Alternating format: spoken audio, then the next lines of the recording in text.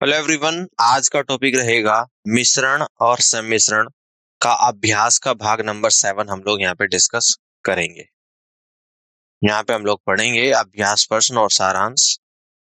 Disclaimer है सवीकरण। हमारे slide deck में उपयोग की गई छवियां केवल शैक्षिक उद्देश्यों के लिए है। हम इन छवियों के मूल रचनाकार और मालिकों के बौद्धिक समता अधिकारों का सम्मान करते हैं। यदि आप इस डेक में उपयोग की गई किसी भी छवि के मालिक है और कोई चिंता या प्रश्न है तो कृपया हमसे sathi@itk.ac.in पर संपर्क करें और हम छवियों को हटा देंगे। चलिए यहाँ पे फॉर्मूले देख लेते हैं। सबसे पहले सम्मिश्रण नियम 7.1। यदि सस्ती वस्तु की एक इकाई का लागत मूल्य 80 रुपए है और महंगी वस्तु की एक इकाई का लागत मूल्य डी है तो मिश्रण का औसत माध्य मूल्य एम है। तो सस्ते वस्तु की मात्रा डिवाइडेड बाई महंगे वस्तु की मात्रा इक्वल टू महंगे वस्तु की एक इकाई का लागत मूल्य माइनस माध्य मूल्य डिवाइड बाई माध्य मूल्य माइनस सस्ते वस्तु की एक इकाई का लागत मूल्य। उपरोक्त संबंध को इस प्रकार भी दर्शाया जा सकता है। कॉस्ट प्राइस ऑफ चीपर जिसको कैपिटल सी से डिनोट करेंगे और कॉस्ट प्राइस ऑफ डियरर जिसको डी से डिनोट करेंगे और बीच में लिखेंगे यहाँ पे मीन प्राइस जिसको एम से डिनोट करेंगे। तो यानी कि देखिएगा, चीपर यानी कि सस्ती और डियर यानी कि महंगी, तो महंगी में से मीन प्राइस माइनस करेंगे डी माइनस एम और मीन प्राइस में से सस्ते को माइनस करेंगे माइनस सी। अतः सस्ते वस्तु की मात्रा डिवाइडेड बाई महंगे वस्तु की मात्रा equal to D minus M is to M minus C या D minus M upon M minus C यहाँ पे आएगा। आगे बढ़ते हैं 7.2 को यहाँ पे समझते हैं। एक निश्चित संख्या में प्रक्रियाओं के बाद एक घोल की सांद्रता की गणना करने का सूत्र। मान लीजिए कि एक कंटेनर में द्रव के x इकाई है जिसमें से y इकाई निकाल ली जाती है और पानी से बदल दी जाती है। n संचालन के बाद शुद्ध द्रव की मात्रा बराबर x ब्रैकेट में 1 माइनस वाई अपॉन एक्स की पावर n इकाई होती है। 7.3 दोनों मिश्रणों से दूध और पानी के अनुपात को मिलाकर तीसरे कंटेनर में कुल अनुपात निकालने का सूत्र। एक पात्र में दूध और पानी का अनुपात ए अनुपात बी है और दूसरे पात्र में जो पहले के समान क्षमता का है दूध और पानी का अनुपात सी अनुपात डी है। यदि दोनों मिश्रण को एक तीसरे पात्र में खाली किया जाता है तो तीसरे पात्र में दूध और पानी का अनुपात निम्नलिखित के द्वारा दिखाया जा सकता है। A upon A plus B plus C upon C plus D is to B upon A plus B plus D upon C plus D. Clear है? आगे बढ़ते हैं और क्वेश्चन नंबर फर्स्ट को यहाँ पे समझते हैं। कंटेनर में पेट्रोल और मिट्टी के तेल का अनुपात 3:2 है। जब 10 लीटर मिश्रण निकाला जाता है और मिट्टी के तेल से बदल दिया जाता है तो अनुपात 2:3 हो जाता है। कंटेनर में मिश्रण की कुल मात्रा क्या है आपको बताना है। 5 ऑप्शंस दिए गए हैं, इस क्वेश्चन के आंसर को करिएगा और इस क्वेश्चन को सॉल्व करने के लिए मिलते हैं आपको 10 सेकेंड्स।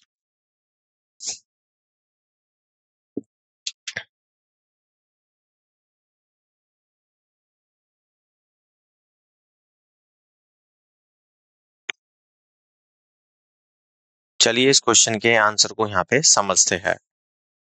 देखिएगा, पेट्रोल और मिट्टी के तेल का जो अनुपात आपको दे रखा है वो 3:2 का अनुपात है प्रारंभ में। आप कह रहे हैं कि 10 लीटर मिश्रण निकाला जाता है और मिट्टी के तेल से बदल दिया जाता है तो अनुपात 2:3 हो जाता है। अब बदलाव के बाद ये प्रारंभ में रेशियो था 3:2, बदलाव के बाद अनुपात होता है 2:3 बदलाव के बाद। अब हम सूत्र 7.2 का प्रयोग करते हैं।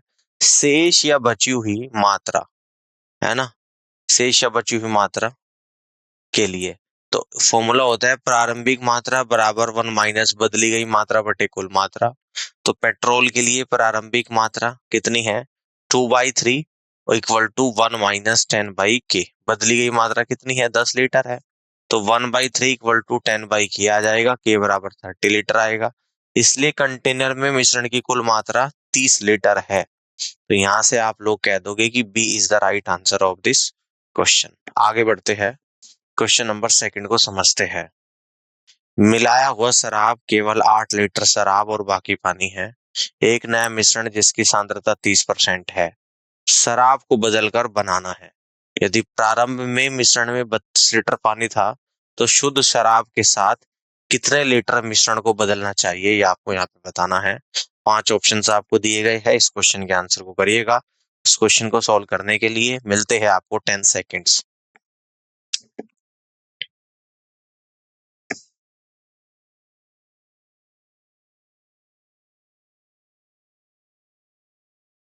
चलिए आगे बढ़ते हैं, इस क्वेश्चन के आंसर को समझते हैं। देखिए यहाँ पे शराब है और पानी है, शराब है और पानी है। 8 लीटर शराब है और 32 लीटर क्या है, पानी है। यानी कि 1:4 का रेशो है। ठीक है ना। परसेंटेज में देखे 20% और 80% है। ठीक है, बात समझ में आ रही। नया मिश्रण में 30% है, तो यानी कि पानी 70% हो गया। ठीक है। इस मामले में जब मिश्रण को शराब के साथ बदला जा रहा है तो पानी का प्रतिशत कम हो रहा है, इसलिए शेष मात्रा का प्रारंभिक मात्रा से अनुपात कितना हो जाएगा, 7:8। अतः 7/8 बराबर 1 - k/40। 7/8 बराबर 40 - k/40। 8 से 40 5 बार चला जाएगा, तो यहाँ पे के की वैल्यू 5 लीटर निकल कर आ जाएगी। तो आप कह दोगे कि B is the correct answer of this question. आगे बढ़ते हैं, क्वेश्चन नंबर 3 को यहाँ पे समझते हैं, ध्यान से देखिएगा। देखिएगा, दूध और पानी का अनुपात 5:4 है। यदि 5 लीटर पानी मिलाया जाता है तो अनुपात 10:9 हो जाता है। तो मिश्रण में पानी की नई मात्रा ज्ञात करनी है, कितनी होगी। 5 ऑप्शंस दिए गए हैं, इस क्वेश्चन के आंसर को करिएगा।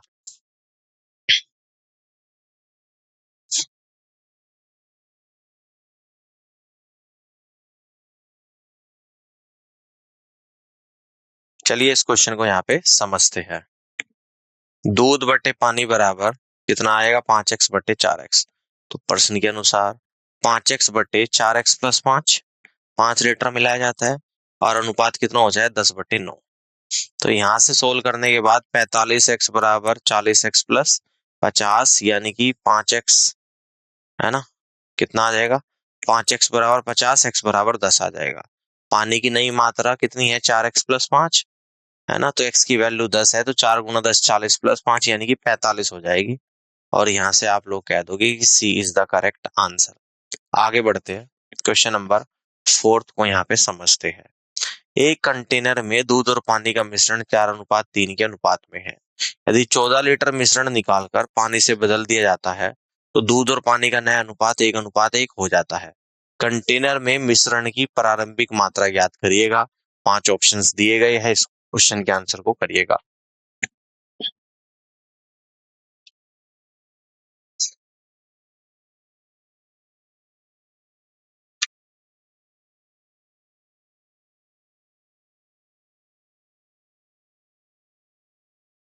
चलिए इस क्वेश्चन के आंसर को समझते हैं। मान ले कि कंटेनर में दूध और पानी की प्रारंभिक मात्रा कितनी है, 4x और 3x है। अब 14 लीटर निकालकर पानी से बदल दिया गया तो अनुपात 1:1 हो गया। तो 4x - 4/7 × 14 डिवाइडेड बाई 7x और इक्वल टू 1/2 आ जाएगा। तो 7 से 14 2 बार, तो यहाँ से 4x - 8/7x बराबर 1/2, तो ये आएगा 8x - 16 बराबर 7x, x बराबर 16। मिश्रण की प्रारंभिक मात्रा कितनी आ जाएगी, 4+3 × 16 यानी कि 7 × 16 112 लीटर आ जाएगी। तो आप यहां से कह दोगे कि first is the right answer. आगे बढ़ते हैं, क्वेश्चन नंबर 5 को यहाँ पे समझते हैं, देखिएगा ध्यान से। 3 बर्तन ए, बी और सी जूस, पानी और दूध के मिश्रण है। बर्तन ए में, बर्तन में 84 लीटर पानी है। बर्तन बी में पानी और दूध के बीच अनुपात 2:1 है और जूस और पानी का अनुपात 3:2 है। बर्तन बी में कुल मात्रा 150 लीटर है। बर्तन सी में दूध 75 लीटर है जो पानी से 25% अधिक है। बर्तन सी में जूस बर्तन बी में पानी से 40% कम है और बर्तन ए में दूध बर्तन बी और सी के कुल दूध की मात्रा से 2% कम है। तो बर्तन ए में जूस बर्तन सी में पानी से 16.66% अधिक है। यदि बर्तन बी से 36 लीटर मिश्रण निकाला जाता है तो शेष मिश्रण में 25 लीटर जूस और 10 लीटर पानी मिलाया जाता है। तो नए बने मिश्रण में दूध का प्रतिशत कितना है, आपको बताना है। 5 ऑप्शंस दिए गए हैं, इस क्वेश्चन के आंसर को करिएगा।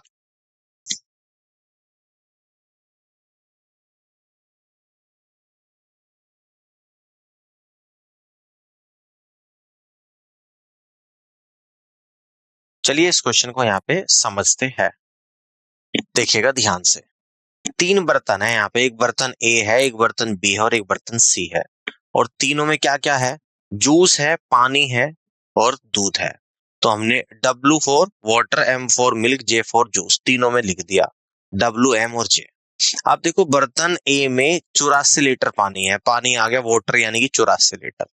अब बर्तन बी में कह रहा है कि पानी और दूध के बीच 2:1 का अनुपात है। बर्तन बी में पानी का, वाटर का और मिल्क का यानी कि 2:1 का रेशो यहाँ पर है। ठीक है ना, हमने यहाँ पे लिख लिया, क्या लिख लिया? 2:1 का रेशो है, यानी कि 2:1 का रेशो अभी के लिए लिख लेता हूँ। क्लियर है? वैसे यहाँ पे 50 और 25 दे रखा है, अभी रुक जाना। और जूस और पानी का अनुपात 3:2 है। किसका? जूस का और पानी का, यानी कि ये रेशो आपका यहाँ पे निकल कर आ जाएगा 3, 2:1:3। देखो यहाँ पे 3 आ गया, यानी कि 75 आ गया। कह रहा है कि बर्तन बी में कुल मात्रा 150 है, तो कुल मात्रा आप लोगों की यहाँ पे 150 है। इस 150 को 2:1:3 के रेशियो में जब डिवाइड करेंगे, 2:1:3 टोटल ऐड करूंगा 6 यूनिट बराबर 150, तो 1 यूनिट बराबर 25। तो 2 यूनिट की वैल्यू आपकी यहाँ से आ जाएगी 50, 1 यूनिट की वैल्यू यहाँ से आएगी 25 और 3 यूनिट की वैल्यू आएगी 75। यानी कि वाटर, मिल्क और जूस का अनुपात 50:25:75 आएगा। ठीक है ना? कह रहा है कि बर्तन सी में दूध 75 लीटर है, दूध यानी मिल्क, और मिल्क कितना है? 75 लीटर। किसमें है? बर्तन सी में है। जो पानी से 25% अधिक है, तो पानी कितना होगा? उसका 25% अधिक 75 है, तो यानी कि पानी यहाँ पे चेक करा कि 60 लीटर निकल कर आया। बर्तन सी में जूस बर्तन बी में पानी से 40% कम है। बर्तन बी में पानी 50 है ना, और 50 का 40% कम यानी कि 60% होगा। तो इस 50 का 60% बर्तन सी का जूस 30 निकल कर आएगा। ठीक है ना? तो बर्तन ए में दूध बर्तन बी और सी में कुल दूध की मात्रा से 2% कम है, तो बर्तन ए में जो मिल्क आएगा, बर्तन बी में, बी और सी में कुल दूध की मात्रा का, कुल दूध की मात्रा मिल्क 25 यहाँ पे, 75 यहाँ पे, 100 का 2% कम यानी कि 98। तो बर्तन ए में मिल्क आप लोगों का कितना आ जाएगा? 98 आ जाएगा। अब इसके बाद कह रहा है कि बर्तन ए में जूस बर्तन सी में पानी से 16.66% अधिक है। बर्तन ए में जूस बर्तन सी में पानी से, बर्तन सी में पानी 60 है, और 60 का 16.66% की जो वैल्यू होती है, ये होती है 1/6। तो 60 का 1/6 यानी कि 10, तो 60 पे 10 ऐड कर दूंगा यानी कि जूस 70 हो जाएगा। यदि बर्तन बी से 36 लीटर मिश्रण निकाला, आप देखो, आपने यहां पर देखा बर्तन ए बी सी में वाटर, मिल्क, जूस तीनों की क्वांटिटी का रेशो यहां पर आ चुका है। बर्तन ए में कुल क्वांटिटी चेक करी 252, बर्तन बी की 150 दे रखी थी, और बर्तन सी की टोटल क्वांटिटी का ऐड करा 165 है। अब कहते हैं कि बर्तन बी से 36 लीटर मिश्रण निकाला जाता है, और शेष मिश्रण में 15 लीटर जूस और 10 लीटर पानी मिलाया जाता है। तो नए बने मिश्रण में दूध का प्रतिशत कितना है? तो 36 लीटर निकाले गए, तो शेष कितना बचेगा बर्तन बी में? 150 में से 36 निकाला तो 114 बचा, जिसमें वाटर, मिल्क और जूस का रेशो कितना है? 2:3। देखो पहले लिखा हुआ मैंने 2:3। तो शेष मिश्रण में दूध 114 माइनस 114/6 × 3 माइनस 114 6 गुणा 2 और इक्वल टू आएगा 19। तो नया मिश्रण आपका निकल कर आएगा 114 + 15 + 10 यानी 139। आवश्यक प्रतिशत 1900/139, लगभग 14% आपका यहाँ पे निकल कर आ जाएगा, है ना, लगभग 14% आ जाएगा, जो कि ऑप्शन ए में आप लोगों को यहाँ पे दे रखा है। और आप यहाँ से कह दोगे कि A is the correct answer of this question. आगे बढ़ते हैं, क्वेश्चन नंबर 6 को यहाँ पे समझते हैं। एक कैन में दो तरल पदार्थ ए और बी का मिश्रण 7:5 के अनुपात में है। जब 9 लीटर मिश्रण निकाला जाता है और कैन को बी से भरा जाता है, तो ए और बी का अनुपात 7:9 हो जाता है। प्रारंभ में कैन में कितने लीटर तरल ए था, आपको यहाँ पे बताना है। 5 ऑप्शंस दे रखे, इस क्वेश्चन के आंसर को करिएगा।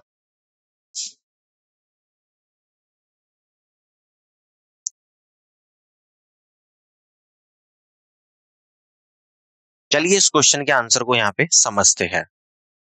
देखिएगा, मान लेते हैं कि कैन में प्रारंभ में 7x और 5x मिश्रण ए और बी के क्रम से होते हैं। मिश्रण में बची ए की मात्रा 7x माइनस 7/12 × 9 लीटर, यानी कि 7x माइनस 21/4 लीटर। मिश्रण में बची हुई बी की मात्रा 5x माइनस 5/12 गुणा 9 लीटर, यानी कि 5x minus 15/4 litre. 7x minus 21/4 divided by 5x minus 15/4 और प्लस का 9 और इक्वल टू आ जाएगा आप लोगों का 7/9। सॉल्व करेंगे 28x minus 21/20x plus 21 equal to 7/9। Cross multiply करेंगे 252x minus 189 equal to 140x plus 147। तो सोल्व करने के बाद x बराबर 3 आएगा। तो कैन ए में कितने लीटर था? 21 लीटर था। कैन ए में कितना था? 21, क्योंकि 7x आपको दे रखा था। तो यहां से कह देंगे सी इज द राइट आंसर। आगे बढ़ते हैं, क्वेश्चन नंबर 6 को यहाँ पे सेवंथ को यहाँ पे समझते हैं। देखिएगा यहाँ पे दे रखा टिन और चांदी का एक मिश्र धातु 40% टिन है। टिन और जिंक का एक अन्य मिश्र धातु में टिन और जिंक का अनुपात 2:7 है। इन दोनों मिश्र धातु को 5:3 के अनुपात में मिलाया जाता है। अंतिम मिश्र धातु में चांदी की मात्रा टिन की मात्रा से कितने प्रतिशत अधिक और कम है? 5 ऑप्शंस दिए गए हैं। इस क्वेश्चन के आंसर को यहाँ पे करिएगा।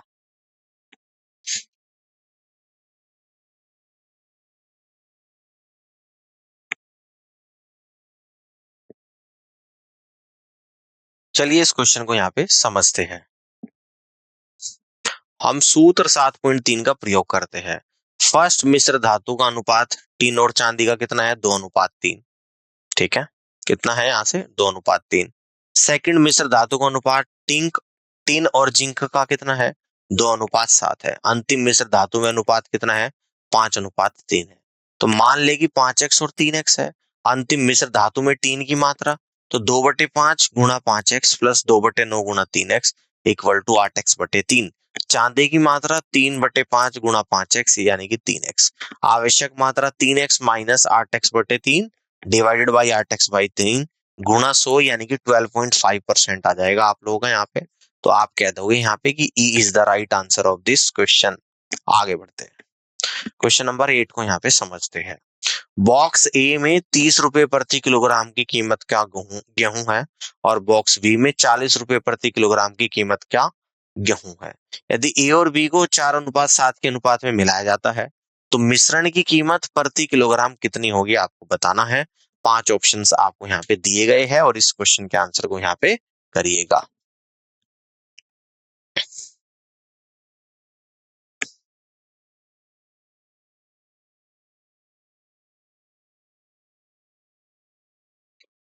चलिए इस क्वेश्चन को यहाँ पे समझते हैं। मान ले कि 30 रुपए प्रति किलोग्राम के 4 किलोग्राम चावल और 40 रुपए के 7 किलोग्राम चावल का मिश्रण की कीमत 4 × 30 प्लस 7 × 40/11 है, यानी कि 400/11 इक्वल टू 36.36 है। तो यहां से आप लोग कह दोगे first is the right answer. आगे बढ़ते हैं, क्वेश्चन नंबर 9 को समझते हैं। दो बर्तन ए और बी है जिनमें क्रम से 50 लीटर शुद्ध दूध और 50 लीटर शुद्ध पानी है। ए से 10 लीटर दूध लिया जाता है और बी में डाला जाता है। फिर बी से 12 लीटर मिश्रण लिया जाता है और ए में डाला जाता है। तो बर्तन ए और बी से पानी का अनुपात क्या है आपको बताना है। 5 ऑप्शंस दिए गए हैं। इस क्वेश्चन के आंसर को करिएगा।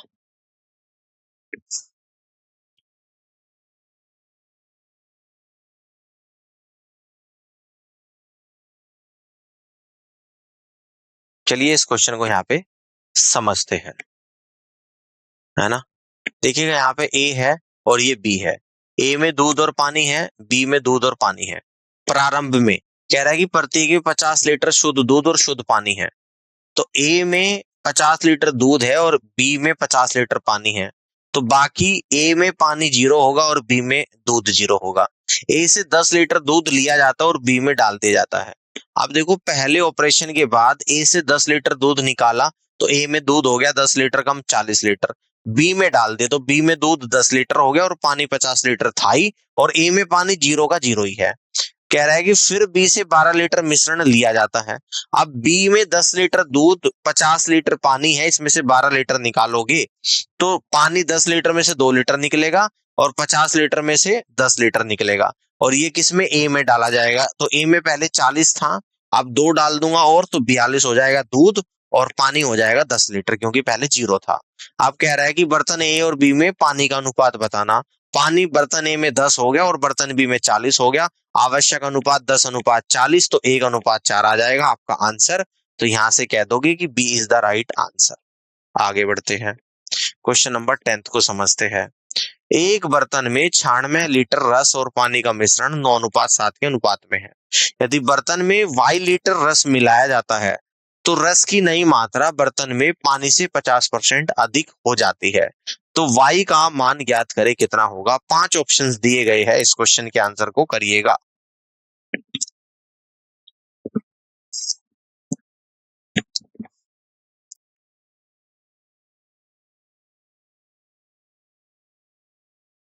चलिए इस क्वेश्चन के आंसर को समझते हैं। देखो जूस और पानी, जूस है और पानी है, रेशियो है 9:7, ठीक है ना। और मिलाने के बाद y लीटर जूस मिलाया जाता है तो बर्तन में जूस की मात्रा पानी से 50% अधिक हो जाती है। जूस पानी से 50% अधिक, जूस 100, पानी 100 है तो जूस 150 हो जाएगा। तो यानी कि जूस और पानी का रेशियो हो जाएगा 3:2, ठीक है ना। अब देखो इसमें 9:7 में मैंने 2 की मल्टीप्लाई करी, 3:2 में 7 की करी, समझना। तो यहाँ पे जब मल्टीप्लाई मैंने करी ऊपर वाले में तो आ गया 18:14, नीचे वाले में करी तो आ गया 21:14, ये कॉमन सेम हो गया, है ना। तो कितना वाई ऐड हुआ, 18 से 21 हो गया। तो यानी कि आप कहोगे यहाँ पे कितना हो गया, 96 लीटर की बात कर रहे थे, 18 से 21 यानी कि 3 ऐड हो गया। तो 96/32, है ना, टोटल 18, 14, 32 है। तो 96/32 गुणा 3 यानी कि 9 लीटर यहाँ पे आंसर निकल कर आएगा। और आप कह दोगे कि D is the right answer. आगे बढ़ते हैं, क्वेश्चन नंबर 11 को समझते हैं। एक जार जिसमें विस्की भरी हुई है, उसमें 40% एल्कोहल है और इस विस्की का एक हिस्सा निकालकर उसमें 19% एल्कोहल वाली विस्की मिलाई जाती है और अब एल्कोहल का प्रतिशत 26% पाया गया है।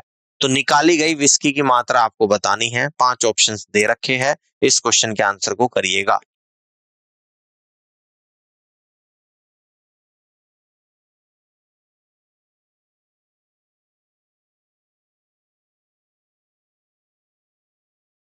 चलिए इस क्वेश्चन के आंसर को यहाँ पे समझते हैं। हम सूत्र 7.1 का प्रयोग करते हैं। पहले जार में अल्कोहल की मात्रा 40% है, दूसरे जार में अल्कोहल की मात्रा 19% है और मिश्रण में अल्कोहल की मात्रा 26% है। तो सम्मिश्रण के नियम के अनुसार concentration of alcohol in first jar 40%, concentration of alcohol in second jar 19%, mean value 26%। 40 में 26 गया तो 14 आ गया, 26 में 19 गया तो 7 आ गया। अतः पहले और दूसरे जार की मात्रा का अनुपात 7:14, 1:2 है। अर्थात 2/1 + 2 यानी कि 2/3 भाग विस्की को निकाला गया है। तो आप यहां से कह दोगे कि D is the right answer. आगे बढ़ते हैं, क्वेश्चन नंबर 12 को समझते हैं। 3 बर्तन ए बी सी में जूस, पानी और दूध के मिश्रण है। बर्तन ए में दूध, बर्तन में 84 लीटर पानी है। बर्तन बी में पानी और दूध का अनुपात 2:1 है। जूस और पानी का अनुपात 3:2 है। बर्तन बी में कुल मात्रा 150 लीटर है। बर्तन सी में दूध 75 लीटर है जो पानी से 25% अधिक है। तो बर्तन सी में जूस बर्तन बी से 40% कम है। बर्तन ए में दूध और बर्तन बी और सी में कुल दूध की मात्रा से 2% कम है। बर्तन ए में जूस बर्तन सी में पानी से 16.66% अधिक है। यदि बर्तन ए से 36 लीटर मिश्रण हटा दिया जाए तो बर्तन ए में जूस का बर्तन सी से अनुपात क्या होगा, ये आप लोगों को यहाँ पे बताना है। इस क्वेश्चन को करिएगा। इस क्वेश्चन को सॉल्व करने के लिए मिलते हैं आपको यहाँ पे 10 सेकेंड्स।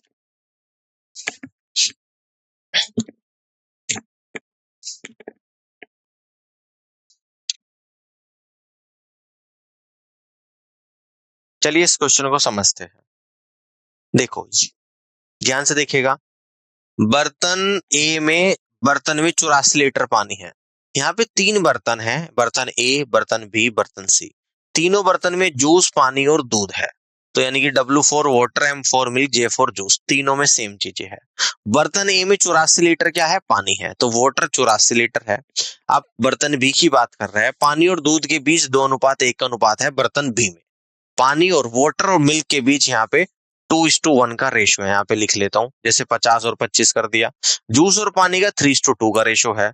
जूस का और पानी का यानी कि यहाँ पे हमने कर दिया 3।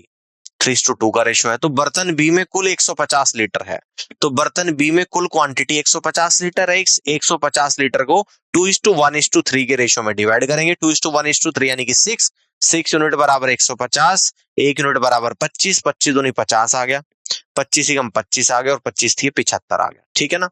अब बर्तन सी की हम लोग यहाँ पे बात करेंगे। दूध 75 लीटर है, बर्तन सी में मिल्क है 75, जो पानी से 25% अधिक है।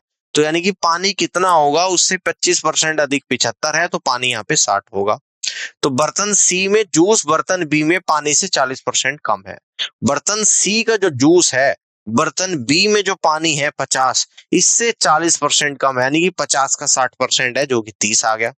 बर्तन ए में दूध बर्तन बी और सी में कुल दूध की मात्रा से 2% कम है। बर्तन बी और सी में कुल दूध कितना है आप लोगों का, 25, 75, 100 है, 100 से 2% कम, यानी कि 98 लीटर दूध बर्तन ए में है। बर्तन सी में पानी से बर्तन ए में जूस 16.66% अधिक है। बर्तन सी में पानी से बर्तन ए में जूस, है ना, बर्तन सी में पानी से बर्तन ए में जूस 16.66% अधिक है। सी में जो जूस है ना, बर्तन सी में पानी, बर्तन सी में जो पानी है यानी कि 60 से 16.66% की वैल्यू होती है 1/6। 60 से 1/6 अधिक है, तो 60 का 1/6 10 होता है, यानी कि 60 पे 10 अधिक, यानी कि बर्तन ए में जूस 70 आ गया। अब यहाँ पर क्या बोल रहे हैं, अब देखो यहाँ पे बर्तन ए में टोटल वाटर मिल्क और जूस की क्वांटिटी 252, बर्तन बी में टोटल वाटर मिल्क और जूस की क्वांटिटी 150 दे रखी थी, और बर्तन सी में वाटर मिल्क और जूस की टोटल क्वांटिटी 165 है। अब यहाँ पे कह रहा है कि बर्तन ए से 36 लीटर मिश्रण हटा दिया जाता है। तो बर्तन ए से अगर 36 लीटर हटाऊंगा, कुल 252 है, 36 हटाऊंगा तो 216 बचेगा। तो बर्तन ए के जूस का बर्तन सी के दूध से अनुपात, तो बर्तन ए में जूस कितना हो जाएगा, 216 का जूस कितना हो जाएगा, 216/18 गुणा 5। ठीक है ना। तो ये 60 आ जाएगा। तो बर्तन सी में दूध कितना है आप लोगों का, यहाँ पे 75 है। तो आवश्यक अनुपात 60:75, यानी कि 4:5 आपका यहाँ पर आएगा।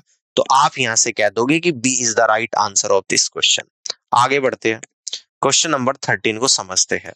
श्री मित्तल ने 2 इस्पात कारखाने खरीदे, एक भारत में दूसरा मलेशिया में, कुल 72 करोड़ में खरीदे हैं।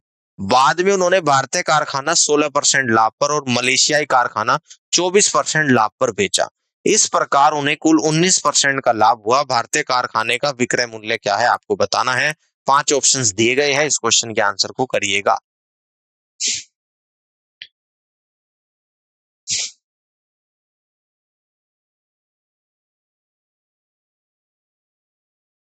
चलिए इस क्वेश्चन को यहाँ पे समझते हैं।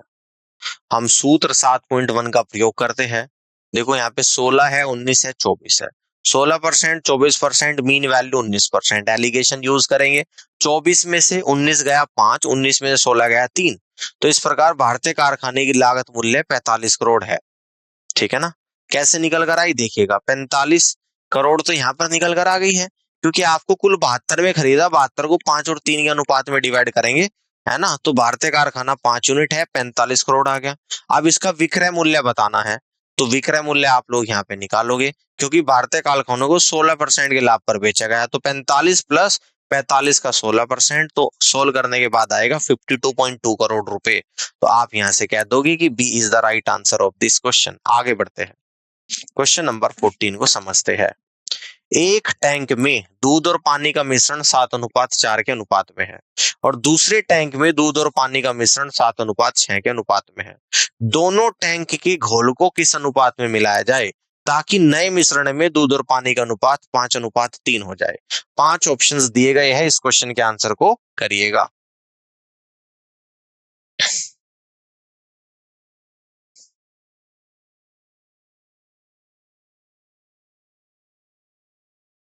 चलिए इस क्वेश्चन को यहाँ पे समझते हैं। हम सूत्र 7.1 का प्रयोग करते हैं सम्मिश्रण के द्वारा। देखिएगा यहाँ पे दूध में एलिगेशन लगाऊंगा तो 7/11, यहाँ पे लगाऊंगा दूध में एलिगेशन 7/13, और 5/3 में लगाऊंगा 5/8। तो एलिगेशन लगाने के बाद आया 9/104 और 1/188, 1/88। आवश्यक अनुपात आपका निकल कर आएगा 104/9:88, यानी कि 26/9:22। तो यहां से आ जाएगा first is the right answer of this question. आगे बढ़ते हैं, क्वेश्चन नंबर 15 को समझते हैं। 252 रुपए प्रति किलोग्राम और 270 रुपए प्रति किलोग्राम की चाय को तीसरे किस्म के साथ 1:1:2 के अनुपात में मिलाया जाता है। यदि मिश्रण की कीमत 306 रुपए प्रति किलोग्राम है तो तीसरे किस्म की कीमत प्रति किलोग्राम कितनी होगी आपको बताना है। 5 ऑप्शंस दिए गए हैं, इस क्वेश्चन के आंसर को करिएगा।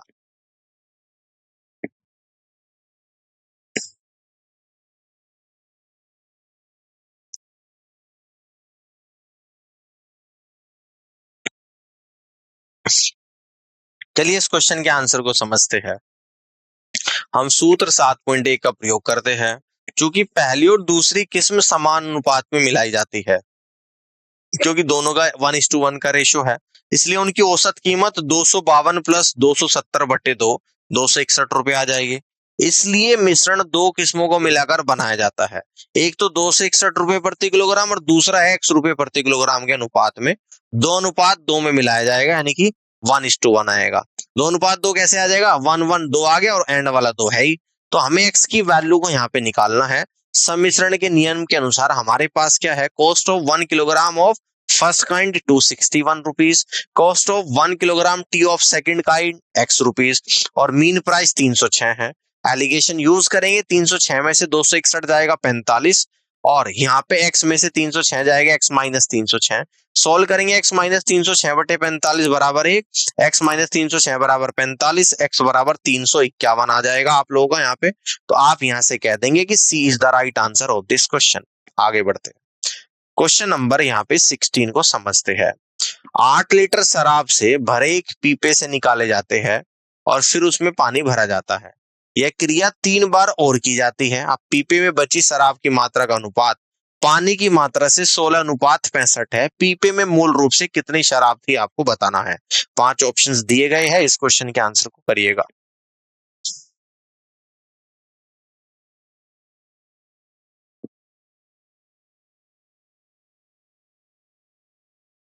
चलिए इस क्वेश्चन को यहाँ पे समझते हैं। हम सूत्र 7.2 का प्रयोग करते हैं।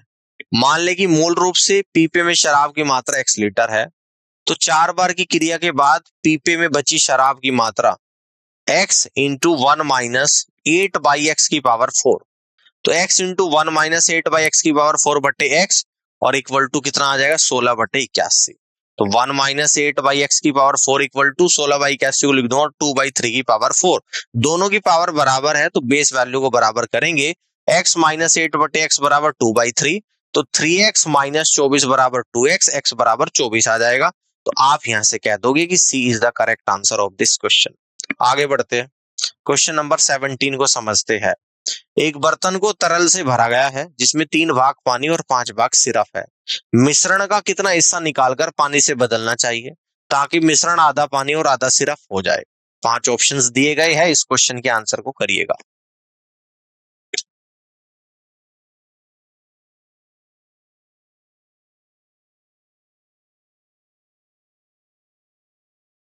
चलिए इस क्वेश्चन को यहाँ पे समझते हैं। मान ले कि बर्तन में तरल की मात्रा 8 लीटर है, फिर तरल में पानी की मात्रा 3 लीटर है, ठीक है ना, और सिरप की मात्रा 5 लीटर है। टोटल 8 हो गया, पानी की 3 और सिरप की 5। मान लीजिए 1 लीटर मिश्रण निकाला गया और पानी से बदल दिया गया। फिर नए मिश्रण में पानी की मात्रा 3 माइनस 3x बटे 8 प्लस x। नए मिश्रण में सिरप की मात्रा 5 माइनस 5x बटे 8 दिया गया है। नए मिश्रण में पानी की मात्रा बराबर सिरप की मात्रा 3 माइनस 3x बटे 8 plus x equal to 5 minus 5x बटे 8। तो 10x बटे 8 बराबर 2 आ जाएगा। तो यहां से कहेंगे 5x बटे 4 बराबर 2, x बराबर 8 बटे 5। अर्थात यदि तरल की मात्रा 8 लीटर है तो 8 बटे 5 लीटर मिश्रण निकालकर पानी से बदलना चाहिए ताकि मिश्रण आधा पानी और आधा सिरप हो जाए। इसका मतलब है कि मिश्रण का 1/5 भाग निकालकर पानी से बदलना चाहिए ताकि मिश्रण आधा भाग और आधा सिरप हो जाए। ठीक है, तो आप कहेंगे 1/5, यानी कि C is the right answer. आगे बढ़ते हैं, क्वेश्चन नंबर 18 को यहाँ पे समझते हैं। एक मिश्र धातु में चांदी और तांबा 1:2 के अनुपात में है। दूसरी मिश्र धातु में वह तत्व 2:3 के अनुपात में है। इन दोनों मिश्र धातु को किस अनुपात में मिलाया जाए ताकि नए मिश्र धातु में दोनों तत्व 5:8 के अनुपात में हो। 5 ऑप्शंस यहाँ पर भी दिए गए हैं, इस क्वेश्चन के आंसर को करिएगा और इस क्वेश्चन को सॉल्व करने के लिए मिलते हैं आपको 10 सेकेंड्स।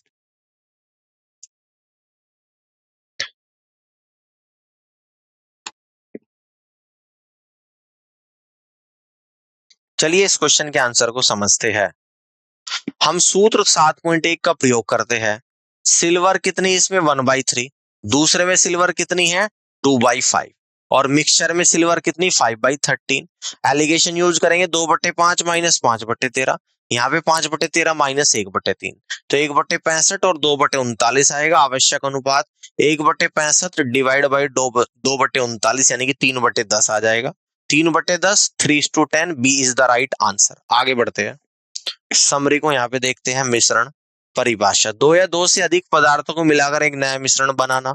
मुख्य सूत्र, मिश्रण की औसत सांद्रता या लागत की गणना इसका उपयोग करके की जाती है। सी एवरेज बराबर A dot C A plus B dot C B upon A plus B, जहां ए और बी पदार्थों की मात्रा है, सी ए और सी बी उनकी संबंधित सांद्रता या लागत है। सम्मिश्रण उद्देश्य, विभिन्न वस्तु को मिलाते समय औसत मूल्य या एकाग्रता का पता लगाने या उस अनुपात को निर्धारित करने के लिए उपयोग किया जाता है जिसमें उन्हें मिश्रित किया जाना चाहिए। सम्मिश्रण वैकल्पिक, व्यक्तिगत मूल्यों और औसत के बीच अंतर के आधार पर मिश्रण अनुपात ढूंढता है। अनुपात बराबर C A minus C average divide by C average minus C B होगा। उम्मीद करता हूँ कि आज का सेशन आप लोगों को यहाँ पर समझ आया होगा और इस पूरी क्लास को देखने के लिए आप सभी का बहुत बहुत धन्यवाद।